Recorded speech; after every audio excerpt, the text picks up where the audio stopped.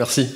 Merci mon frère Alexis, merci pasteur Carlos et toute l'équipe leadership bien sûr et à tout le monde. C'est un plaisir pour nous, un honneur d'être là. Donc moi je me prénomme Jérémy, j'ai 32 ans, mon épouse 28 ans. Elle s'appelle Lauriane, elle a oublié. Et on a 10 ans de mariage, on a 3 beaux enfants et on a eu l'occasion de servir Dieu dans le ministère à temps plein en tant que pasteur à l'église, dans une église locale pendant 10 ans à l'île de la Réunion. Et là depuis quelques années on est ici dans l'est de la France, pas dans la région sud, plus la région côté allemand, un peu plus au-dessus de l'Alsace. Et ça fait quelques années maintenant qu'on se consacre à tout simplement l'aspect relationnel entre garçons et filles bien sûr, mais aussi surtout dans le contexte familial, relationnel, on va dire en sens large, on a ça à cœur. Donc on est heureux d'être avec vous ce matin, et puis si tu veux juste dire un petit mot. Moi, ça me fait plaisir en tout cas d'être là. C'est vrai que c'est pas souvent que j'accompagne mon mari dans ses déplacements. Donc je me sens tout simplement honorée d'être là ce matin. Et mon cœur pour vous, tout simplement, c'est que vous soyez bénis, rafraîchis, et que Saint-Esprit puisse venir souffler un souffle nouveau dans chacune de vos vies. Donc soyez bénis et soyez encouragés. Merci.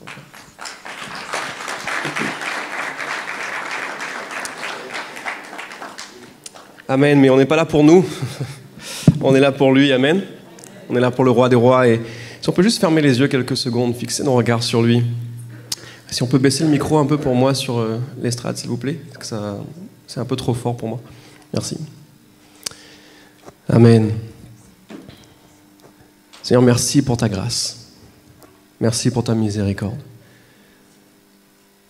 Digne es-tu, agneau de Dieu. Tu es l'alpha et l'oméga, le commencement et la fin. Où serais-je sans toi, Seigneur? Que toute la louange, l'honneur et la gloire te reviennent dans ce lieu aujourd'hui.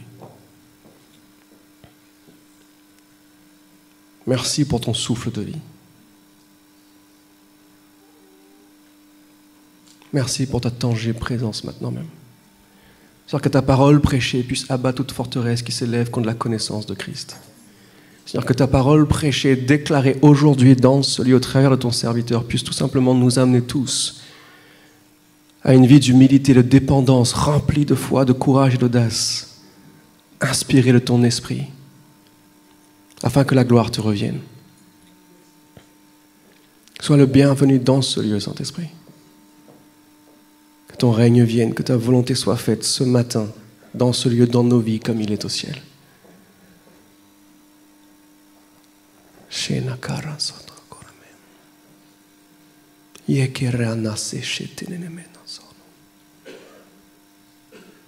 Amen.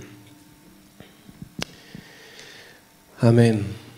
Je me tiens devant vous ce matin, non pas comme un ministère qui vient avec le but de vous donner des leçons, loin de moi cette idée, mais je viens vraiment devant vous ce matin comme un frère qui a reçu un message de la part de Dieu et qui vient vous soumettre ce qu'il a reçu, afin que vous puissiez prier, sonder, chercher le cœur de Dieu pour votre propre vie personnelle.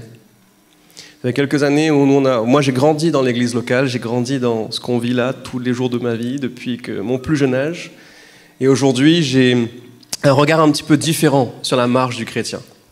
Je m'attendais souvent à ce que tout se passe dans un lieu comme ici ce matin, et quand on rentre chez nous, on continue à surfer sur la vague de ce qu'on a vécu un dimanche. Mais j'ai vite réalisé que ça ne suffisait pas. J'ai vite réalisé qu'il y avait autre chose et que Jésus est mort à la croix pour nous, pour bien plus que ce qu'on imagine.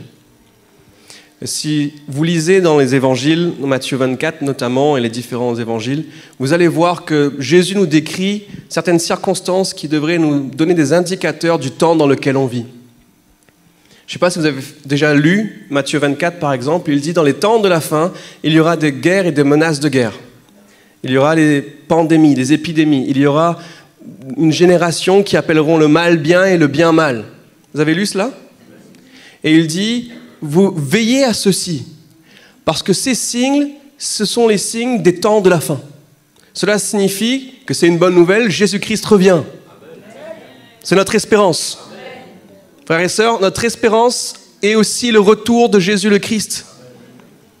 Et il nous dit, sois attentif aux signes dans lesquels tu vis. Parce que dans ce temps-là, l'amour de beaucoup se refroidira. Vous avez lu cela? Donc le défi de notre génération pour nous aujourd'hui, c'est de s'assurer que toi et moi, notre amour brûle plus fort aujourd'hui qu'hier. Que notre espérance aujourd'hui est plus solide qu'hier. Que ma foi aujourd'hui est bien plus forte qu'hier. Mais on ne croit pas en un Jésus qui vient nous sauver de tout problème. Aïe, aïe, aïe, Jérémie, je ne comprends pas ce que tu dis. Jésus m'aime, tu comprends? Oui, il t'aime tel que tu es, mais il t'aime trop pour que tu demeures le même. Et il est mort à la croix pour que toi et moi, on ait accès à cette vie en abondance, oui ou non? Il y a dans l'Apocalypse 19, versets 7 à 9, mais aussi, tu peux lire ça dans les évangiles, Matthieu 22, verset 11, il y a une réalité des noces de l'agneau. Vous avez lu ces passages-là? Dans Matthieu 22, en fait, c'est Jésus qui parle d'une parabole d'un roi qui fait un banquet pour son fils parce qu'il va se marier. Et il envoie des gens être invités au mariage. Vous connaissez l'histoire, je fais la version rapide. Plusieurs d'entre eux refusent de venir. Oui? Et à la fin, quelqu'un accepte de venir, mais il vient avec les mauvais vêtements. Qu'est-ce qui se passe pour lui? Il est jeté dans les ténèbres. Cette parabole-là illustre les noces de l'agneau, illustre l'invitation pour toi et pour moi à ce banquet qu'on aura avec notre roi. Et lorsque tu dis « je veux suivre Jésus », tu dis « Seigneur, j'accepte de venir à cette invitation ». Amen. J'accepte de venir célébrer cela. Mais ce que cette parabole nous dit, c'est qu'on ne peut pas venir habillé comme on veut. Il y a une réalité, frères et sœurs, pour nous, l'Église, c'est que Jésus revient chercher une épouse avec des vêtements purs et non pas une prostituée. Oh oh. Pasteur, vous m'avez permis de déverser un message que j'ai sur mon cœur, amen. Et je veux être vrai avec vous, frères et sœurs. Ce qui est important pour nous aujourd'hui, dans notre génération en 2023, c'est que l'on ne joue pas à l'Église. Qu'on ne fasse pas semblant de venir être des faux chrétiens. Dire qu'on a la foi le dimanche, mais qu'on fait le contraire durant la semaine. Qu'on dit en tant que mari que j'aime Jésus, mais que je bafoue ma femme. Que je dis en tant que chef d'entreprise le dimanche, Seigneur, je te donne tout, mais je vole mes compatriotes, je vole l'État, et je ne suis pas intègre. Vous voyez ce type de défi? Que je suis un jeune où je dis, Seigneur, je veux te suivre, j'ai un appel au grand ministère, je suis un appel prophétique, tu comprends, mais je n'honore pas mes parents. Oh oh, bon dimanche à tous. Mais on est en famille, frères et sœurs. Et on parle de choses qui vont peut-être jouer énormément dans la balance pour chacun d'entre nous. Parce que si toi et moi, nous ne sommes pas conscients qu'on doit garder les yeux fixés sur Jésus jusqu'au bout de notre course, l'ennemi va venir nous voler, nous détruire et détruire ce qu'on aime. Alors que Christ est mort à la croix pour toi et pour moi, pour que tu puisses être un sage intendant de ce qu'il te donne, un disciple fort et puissant pour que son règne vienne dans toutes les circonstances de ta vie comme il est au ciel. Cela signifie que même en temps difficile, tu as la capacité nécessaire de libérer le surnaturel. Et frères et sœurs, le surnaturel de Dieu est toujours surnaturel, mais il n'est pas toujours spectaculaire. Il faut autant de puissance pour construire un mariage fort que pour faire repousser une jambe. Mais nous, on court pour le spectaculaire et le surnaturel, dit Seigneur, on veut cela, mais on bafoue la sainteté. Moi, je grandis dans une génération où on veut les choses faciles. On veut tout maintenant. Et on vit uniquement pour ce que j'aime. Et moi, j'aime le sensationnel, mais je refuse ce qui me coûte dans l'intimité. Quand je parle de moi, je parle de ma génération, je ne parle pas de moi à titre personnel, j'illustre quelque chose, soyez en paix. Je caricature un peu la génération dans laquelle on vit. Est-ce que quelqu'un voit les mêmes choses que moi autour de lui? Et le défi pour toi et pour moi n'est pas de savoir si ton voisin fait mal ou ton mari fait mal, c'est de savoir où est-ce que toi tu en es avec Jésus. Il y a une réalité dans le salut, c'est que Dieu t'appelle à le suivre.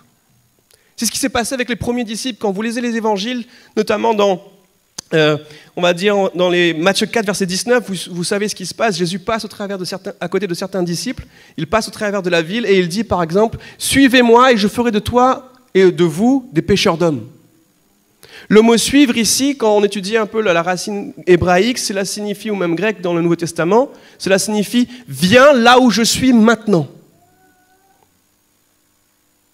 il y a une réalité que tu dois être intentionnel à chercher ce que Jésus fait aujourd'hui, dans chacune de tes circonstances. En ce dimanche-là, aujourd'hui, où nous nous retrouvons dans ce lieu, qu'est-ce que Jésus veut faire avec nous, au travers de nous et pour nous? Suivre Jésus, cela signifie être intentionnel à se détourner des choses du monde et se tourner vers lui.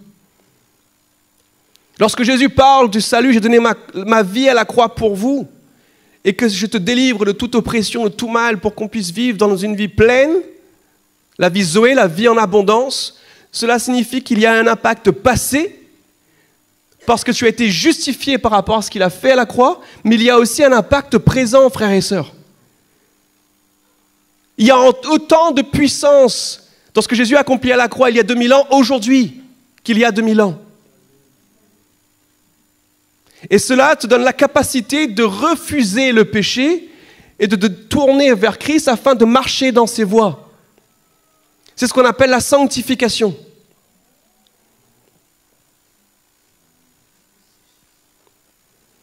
Oh là là. C'est un encouragement, frères et sœurs. C'est une bonne nouvelle. Parce que c'est à partir de cette réalité-là que toi et moi, on devrait vivre chaque jour. Ce que je veux dire par là, c'est, admettons, tu traverses un temps difficile dans ta famille. Ton enfant a une mauvaise attitude envers toi, tu pries pour lui, il se tourne vers la drogue. Et que toi, dans cette situation-là, tu as un sentiment d'incapacité, de frustration, tu te sens démuni. Et finalement, tu as un sentiment de colère qui est là et tu en veux à Dieu, tu en veux peut-être à ta famille, ou tu en veux même à ton fils de ne pas faire les choses justes et que tu as essayé de tout faire par tes propres forces. La sanctification dans ce processus-là de se dire, Seigneur, qu'est-ce que toi tu penses de ma situation et de moi aujourd'hui? Je vais prendre ma parole, je vais lire, Seigneur, je demande de me donner la capacité humaine, la capacité surnaturelle que je n'ai pas humainement, c'est de pardonner à mon fils pour les choses qui m'ont blessé. Ou de me pardonner à moi-même pour les choses pour lesquelles je m'en veux. Et je lis les évangiles et je vois qu'il y a une phrase que Jésus a dite, « Faites pour les autres ce que vous voudriez qu'ils fassent pour vous. » Seigneur, j'aurais aimé que mon fils me soutienne dans ce que j'entreprends, mais il ne le fait pas. Ok, Jésus a dit, faites pour les autres ce que vous voyez qu'il fasse pour toi, je vais soutenir mon fils dans un de ses projets. Non pas parce que je l'ai déjà fait avant et que ça a échoué, mais parce qu'aujourd'hui, en cette journée, Jésus, mon roi, me le dit au travers de sa parole. Et comme les disciples disent, ils l'ont fait, ils l'ont vécu dans le bateau, on a péché toute la nuit, Seigneur. Et on n'a rien récolté par nos propres forces. Mais à ta parole, je jette les filets à nouveau.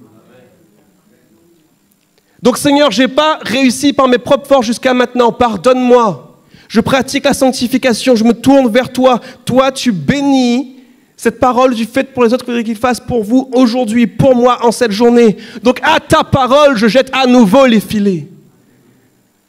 Et cet acte d'humilité, 2 fois, libère le surnaturel. Non pas parce que toi, tu es bon, parce que lui, il est vivant. Est-ce qu'il y a quelqu'un dans ce lieu ce matin?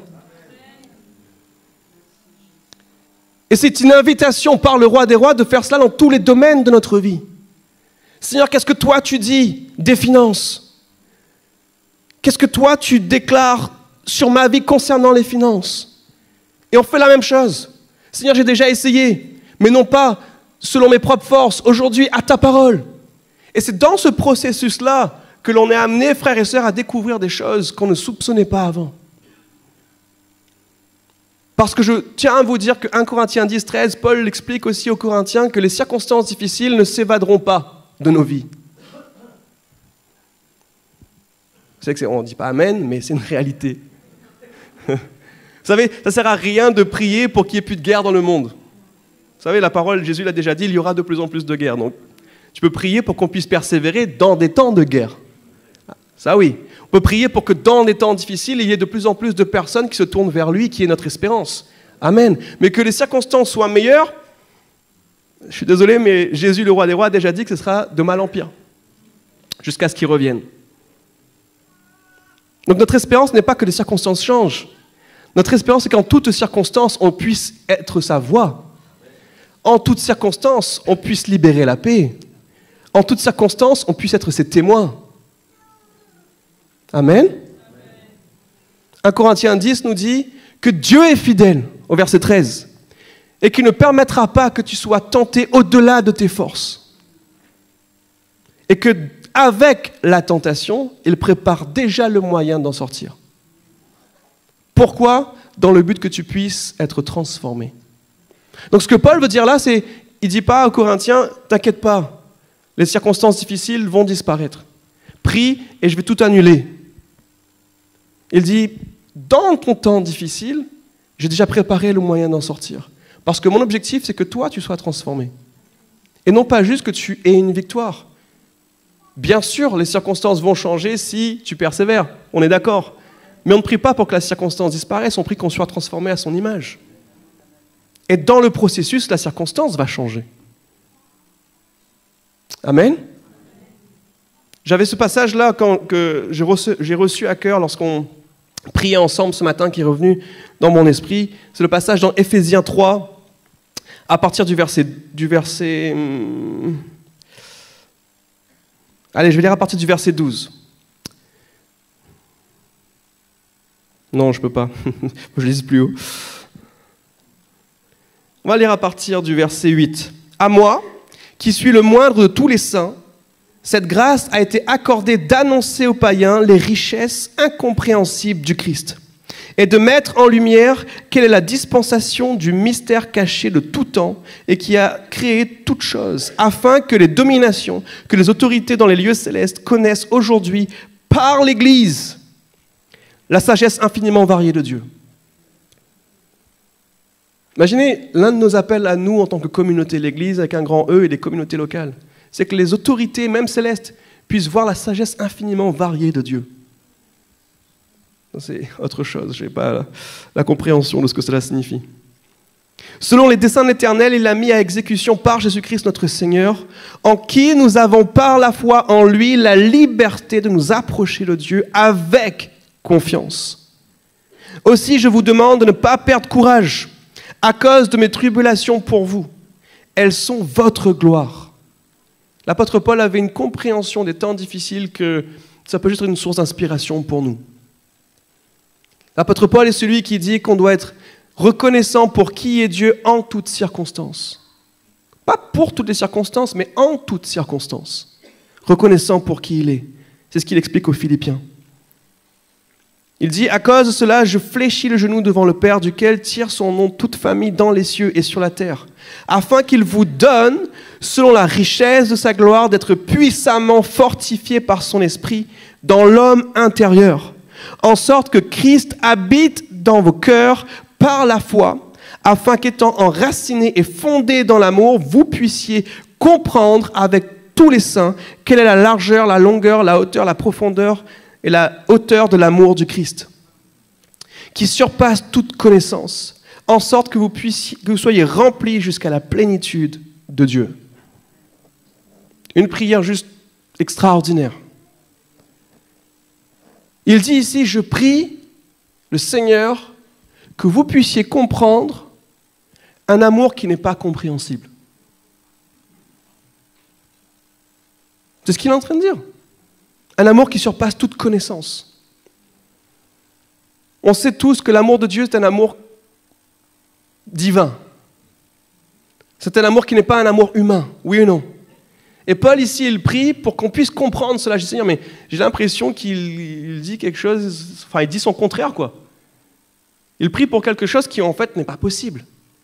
Et quand j'ai commencé à creuser le sujet, l'apôtre Paul utilise des mots ici en grec qui sont extrêmement puissants. Il dit, je prie que tu puisses comprendre, ginosko, par l'expérience, quelque chose qui n'est pas compréhensible par l'intelligence. C'est comme si tu essayes d'apprendre à nager sans nager. Tu vas regarder des tutos YouTube, TikTok, ce que tu veux, Insta, les plus grands nageurs du monde, fais comme ça, la brasse pendant 2 heures. Mais on te jette dans l'eau, tu vas vite comprendre que ce n'est pas aussi simple. Amen? Ou c'est comme apprendre à faire du vélo. Et c'est ce qu'il dit ici, tu ne peux pas découvrir l'amour de Dieu et comprendre l'amour divin de Dieu sans choisir de le pratiquer.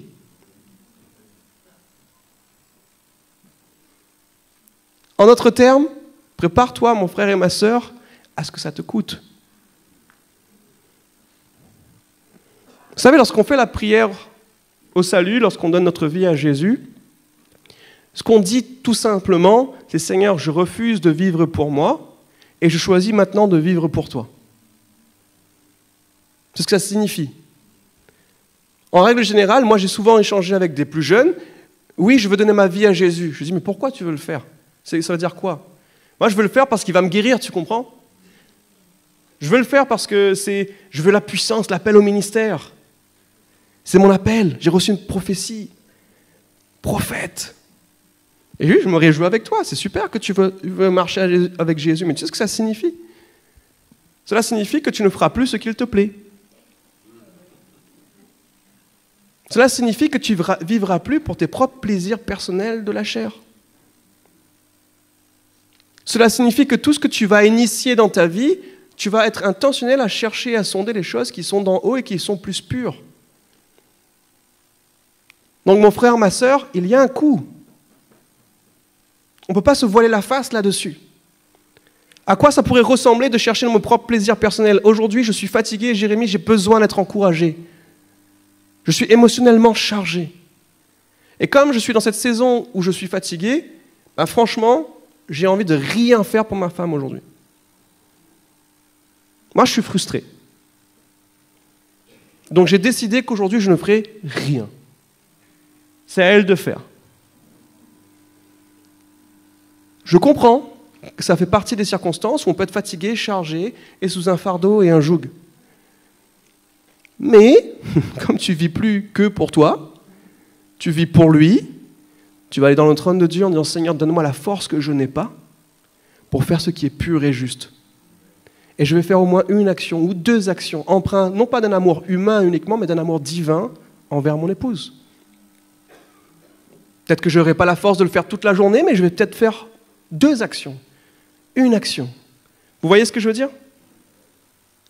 C'est pas les choses, je parle exprès de choses très concrètes parce qu'on a tendance à super spiritualiser la Bible. Et du coup d'être détaché d'une réalité de tous les jours où on ne sait pas comment pratiquer ce qui est juste. Ou ça, un autre défi que l'on a, c'est « Ok Seigneur, je vis cette vie aujourd'hui, mais je ne suis pas intentionnel à veiller sur mon alimentation. » Ok, mais c'est mon propre corps, Jérémie, je comprends, je suis libre de faire ce qui me plaît. Non, ton corps t'a été donné par Dieu. Tu es le temple du Saint-Esprit. Ça fait partie aussi de ta responsabilité d'entretenir dans les meilleures conditions possibles ton corps. Et je sais qu'il y a des circonstances qu'on ne maîtrise pas. Mais on doit tout faire, être intentionnel pour tendre vers le meilleur, oui ou non? Mais ça, c'est des sujets qu'on ne considère pas vraiment comme étant soumis à Christ. Hier, on échangeait avec des jeunes couples et on discutait d'un sujet qu'on n'a pas souvent échangé dans l'Église. En tout cas, quand j'étais plus jeune, je n'ai pas souvent entendu cela. C'est le sujet de la sexualité dans le couple. Ou de la sexualité tout simplement. C'est un sujet en général qui n'est pas vraiment soumis à Christ. Pas qu'on ne veut pas, mais qu'on ne se pose pas la question de ce que Dieu veut qu'on vive dans ce domaine.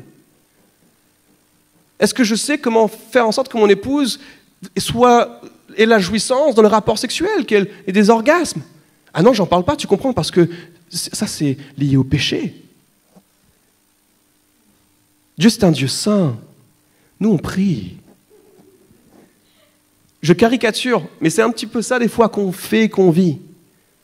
Et on n'est pas intentionnel à se dire, Seigneur, là, dans ce moment, est-ce que dans ce rapport-là, en fait, tu vas nous permettre de vivre un temps d'intimité, et dans ce moment, s'il te plaît, permets-moi d'expérimenter la réconciliation, ou la guérison, ou la restauration. Non pas juste parce que c'est fun, parce que peut-être dans le passé, elle a vécu des choses où elle a été brisée, brimée. Et que peut-être au travers de toi en tant que mari, dans ton attitude, dans ta foi, tu vas vivre un acte qui va libérer une guérison physique, une guérison émotionnelle. On ne sait jamais, frères et sœurs. Dieu est vivant et il est souverain. Est-ce que vous êtes toujours là ce matin? Je vous ai dit, je vous partage un sujet en tant que frère en Christ. Vous êtes libre de continuer à construire votre vie comme il vous plaît aujourd'hui, selon ce que j'aurais partagé. Et je prie que vous puissiez vivre cela avec puissance, parce qu'une fois que toi et moi on pratique ce que la parole de Dieu enseigne, alors ce que l'on lit dans l'Ancien Testament ou dans le Nouveau Testament comme des faits historiques deviendront notre vie de tous les jours. Parce qu'on a le même esprit que les disciples ont. Et on croit en le même Jésus que les disciples ont suivi. Et Jésus-Christ est vivant aujourd'hui.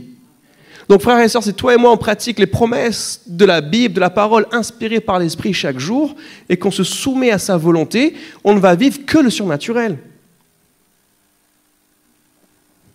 C'est une bonne nouvelle. Et le surnaturel, c'est manifester sa volonté. Et je vous partage cela parce que je crois qu'il y a un défi pour l'Église avec un grand E aujourd'hui, de veiller au retour de Christ et de se préparer avec des vêtements purs.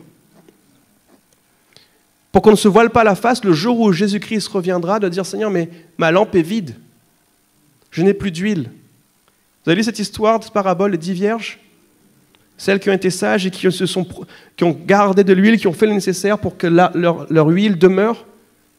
Et celles qui n'ont pas fait le nécessaire pour que l'huile demeure. L'huile représente l'onction, la présence du Saint-Esprit qui t'inspire dans les choses que tu fais de tous les jours. Donc je sais que ce n'est pas forcément un message, on va tous danser, sauter, amen, mon frère. Jésus m'aime, oui, il t'aime. Je suis d'accord avec ça, c'est une réalité. Mais je pense que ce matin, c'est bien qu'on se pose la question personnellement, comment est-ce que je combats le combat de la foi? Comment est-ce que je résiste au diable et que je me soumets à Dieu afin qu'il fuit loin de moi? Tu seras transformé sur cette terre à la mesure où tu suis Jésus volontairement. L'ennemi n'aura pas accès à toi et ta famille à la mesure où tu te soumets à lui et que tu résistes à l'ennemi. C'est ça le défi pour nous aujourd'hui, mon frère, ma sœur. C'est qu'on se tienne prêt, non pas d'une façon mystique, religieuse, où on va s'enfermer dans une salle à prier 24 heures sur 24, et je suis pour la prière. C'est qu'à un moment, lorsque tu sors de ces temps de prière, tu sais aussi comment agir avec sagesse, autorité dans toutes les circonstances de ta vie, pour fermer l'accès au diable. C'est ça aussi le défi pour nous. Pour que sur ton lieu de travail, tu saches comment changer l'atmosphère spirituelle.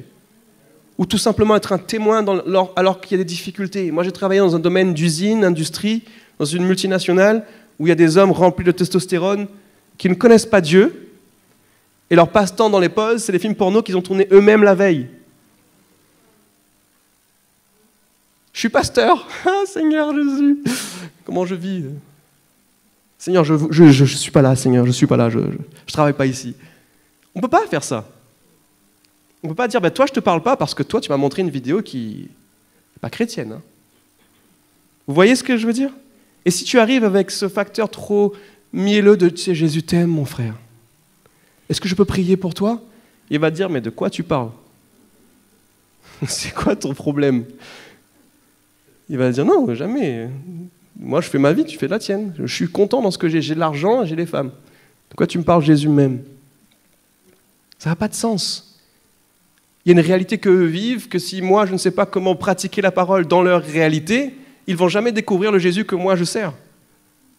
Donc je dois me poser la question de comment être moi-même, ne pas falsifier qui je suis dans ma foi, mais d'être ce témoin qu'eux, ils ont besoin de rencontrer pour qu'ils se posent les bonnes questions. Mais chacun de vous, vous avez vos circonstances. Et on a besoin de la sagesse de Dieu, inspirée de l'Esprit, pour être ses témoins, oui ou non?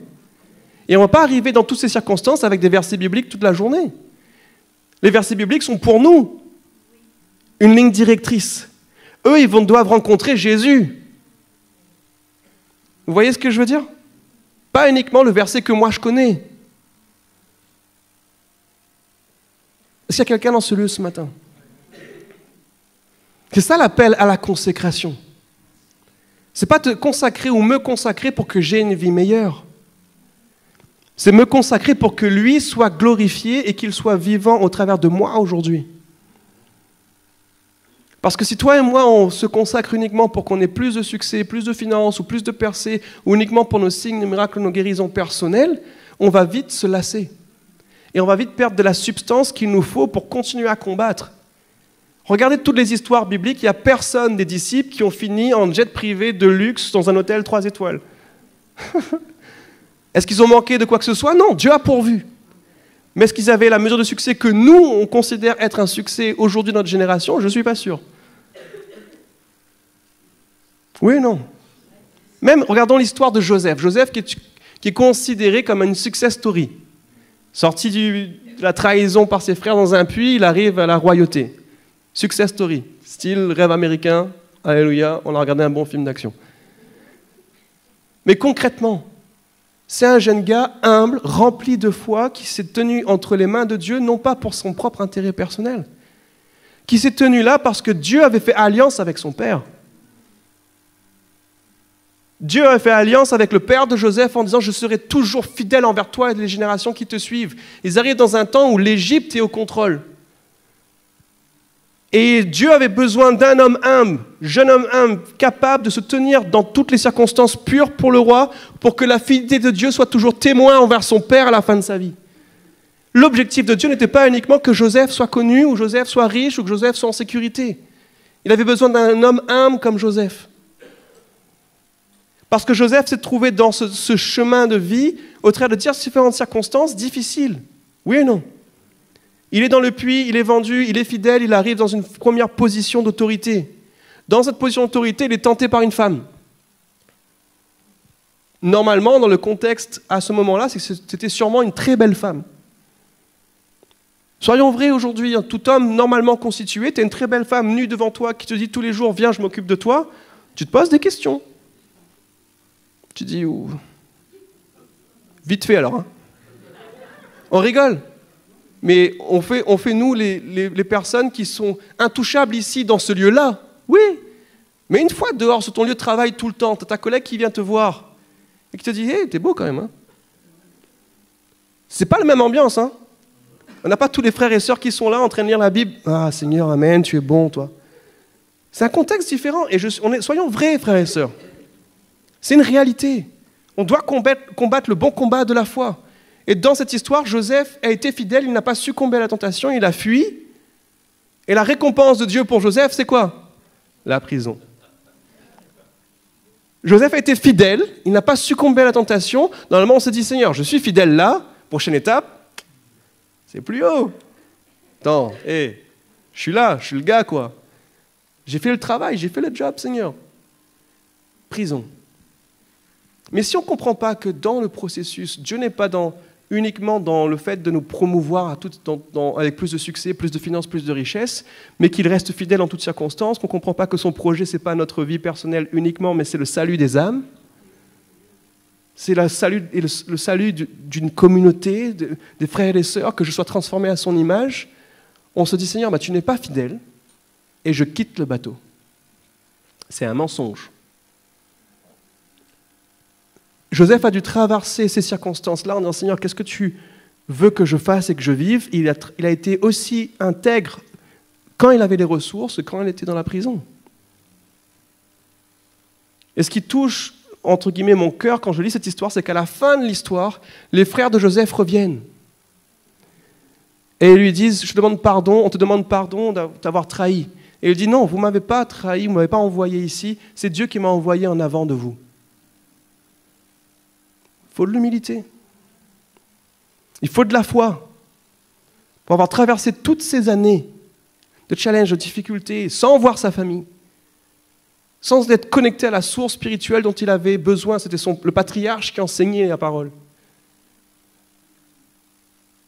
Vous voyez ce que je veux dire? C'était déstabilisant pour un jeune homme de traverser tout cela. Et à la fin de sa vie, ce qu'il en retient, c'est que c'est le Dieu qui m'a envoyé pour vous. Mes frères et sœurs, c'est ça le type de circonstance que toi et moi on a, c'est Seigneur, si je me trouve dans ce lieu de travail et que j'ai plein de ressources, j'ai plein de finances, j'ai un gros salaire, est-ce que c'est pour mon intérêt personnel, pour savoir que j'ai un bon statut, ou est-ce que tu m'as envoyé là parce que j'ai mes enfants qui arrivent ou parce que j'ai ma famille à pourvoir, mes parents qui sont dans une situation difficile, je ne sais pas, quelles que soient les circonstances. Vous voyez ce que je veux dire? Pourquoi est-ce que je combats dans ce que je fais aujourd'hui? Quel est mon mandat là où je me trouve? Et je ne veux pas paraître arrogant et détaché de vos circonstances difficiles, mais je suis là pour vous témoigner aussi d'une autre réalité. Je sais que certaines circonstances peuvent être beaucoup plus difficiles que d'autres. Mais je crois aussi qu'en chaque situation, Dieu a un chemin pour qu'on ne se perde pas. Et que ce que l'on traverse qui est difficile aujourd'hui serve à sa gloire et pour le salut du plus grand nombre.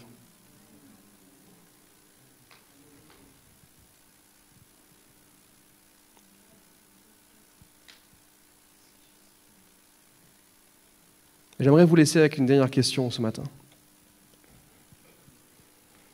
Et je sens que dans mon esprit, en cette saison, c'est une invitation de la part du roi pour chacun de nous en tant que croyants, disciples, pour l'Église avec un grand E. Et je finis avec cette histoire et cette question. Cette question où Jésus nous demande, est-ce que je peux te laver les pieds aujourd'hui ?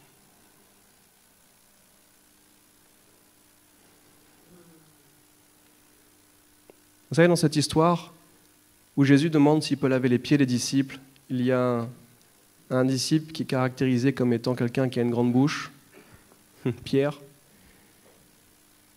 qui lui a eu la révélation de qui est Jésus le Christ, Fils de Dieu, qui est un des 2 disciples les plus proches de Jésus, qui vit beaucoup de choses en intimité avec lui.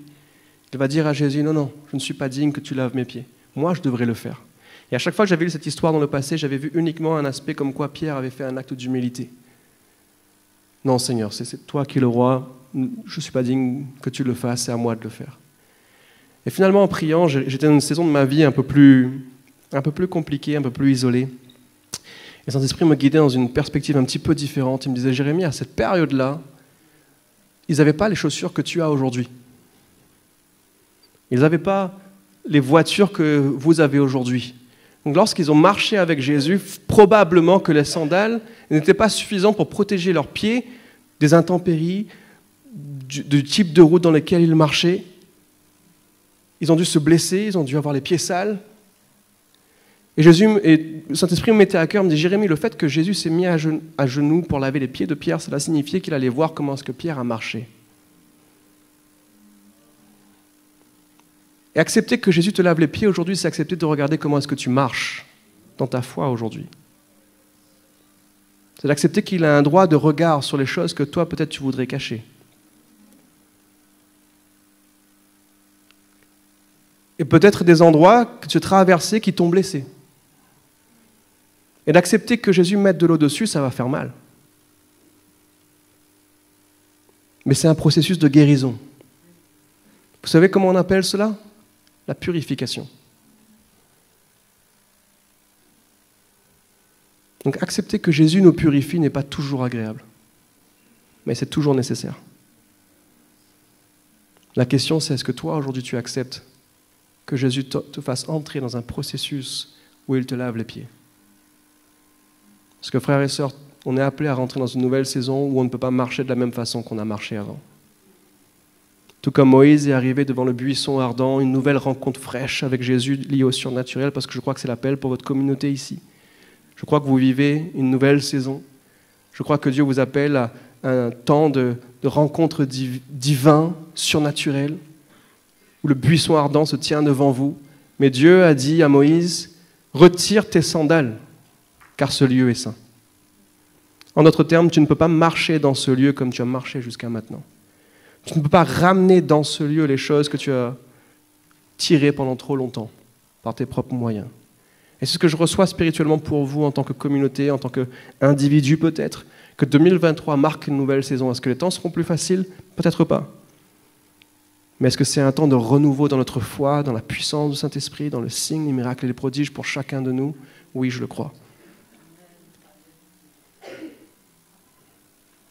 Ne confondons pas dans notre génération le succès selon les hommes avec la fidélité selon Dieu.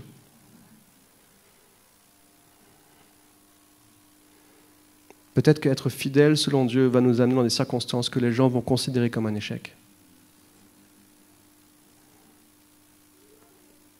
Mais à lui revienne la louange, l'honneur et la gloire.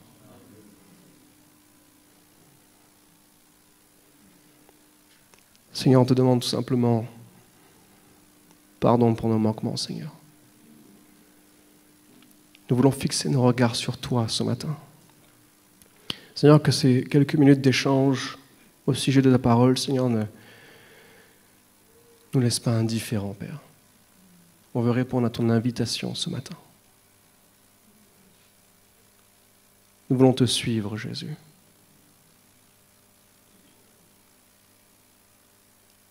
Car toi seul es digne.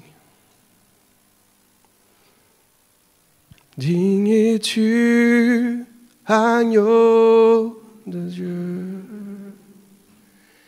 Digne es-tu, agneau de Dieu.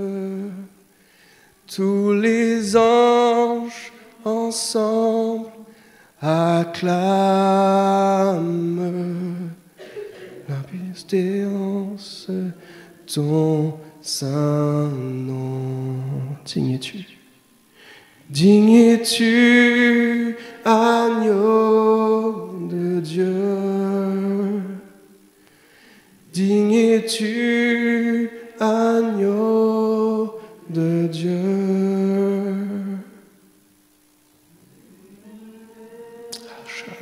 Dieu proclame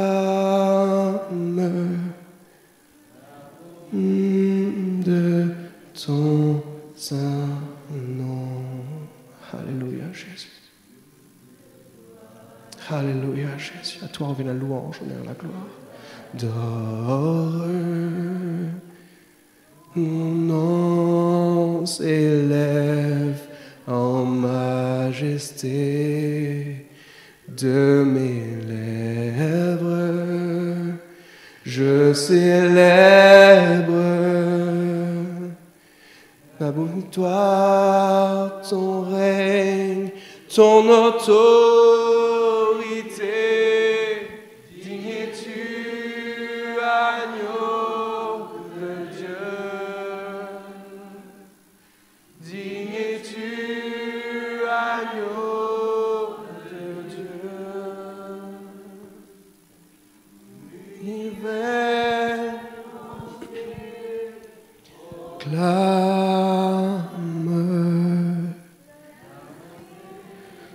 Amen.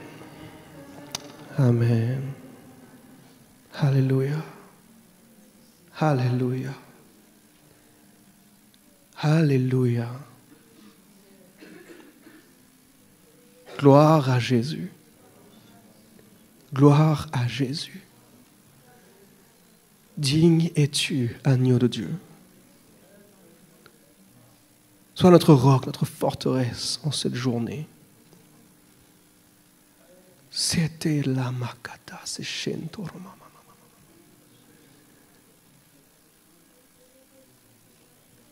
Shiarane, c'est shenton. Vous savez, frères et sœurs, la parole nous dit que la prière fervente du juste a une grande efficacité. L'épître de Jacques nous dit ça, Jacques 5. Et cette phrase de la prière fervente du juste a une grande efficacité arrive dans un contexte de relation. L'apôtre Jacques nous dit, si ton frère est malade, allez voir les anciens, posez-lui les mains. Si vous avez péché, demandez pardon à Dieu, mais confessez vos péchés les uns aux autres et vous serez guéris. Le mot péché ne signifie pas uniquement ce qu'on nous imagine comme addiction ou autre. Ça parle du moment où j'ai juste raté la cible. Et j'ai à cœur ce matin, si bien sûr vous avez la paix avec ça, Carlos et Alexis, mais de prier avec ceux et celles qui sentent comme s'ils ont raté la cible pour une situation quelconque, personnelle, et que vous avez besoin en cette année 2023, en cette saison, d'expérimenter un miracle dans un domaine. Ça peut être dans une relation familiale, ça peut être dans la gestion financière. Ça peut être, vous faites face peut-être à un niveau de dette élevé, ça vous stresse, vous avez besoin d'une percée. Frères et sœurs, je crois que certains d'entre vous, Dieu est capable de vous libérer de toute dette, quel que soit le montant, là, miraculeusement, dans les prochaines semaines. Je crois que Dieu peut restaurer des relations brisées. Donc si c'est votre cas ce matin, juste levez votre main là où vous êtes. On va prier avec vous, on va prier pour vous. S'il y a des situations qui vous viennent à l'esprit, vous avez besoin d'une percée, vous avez besoin d'un miracle, vous avez besoin d'une restauration, quel que soit le domaine. Juste levez votre main là où vous êtes. Aucune honte, aucune gêne. On a tous des situations, des saisons plus ou moins faciles, plus ou moins difficiles. Mais on est en famille ce matin, frères et sœurs. On se doit de prier les uns pour les autres et de croire les uns pour les autres qu'il y ait des percées, qu'il y ait des signes, des miracles et des prodiges. Est-ce que c'est possible, je ne sais pas, Pasteur Carlos, Alexis, est-ce que les gens peuvent venir devant pour qu'on prie avec eux? Si c'est votre cas ce matin, est-ce que vous pouvez juste venir devant? On va juste prier avec vous et pour vous. S'il vous plaît. Ceux qui ont levé la main, juste venez devant, s'il vous plaît.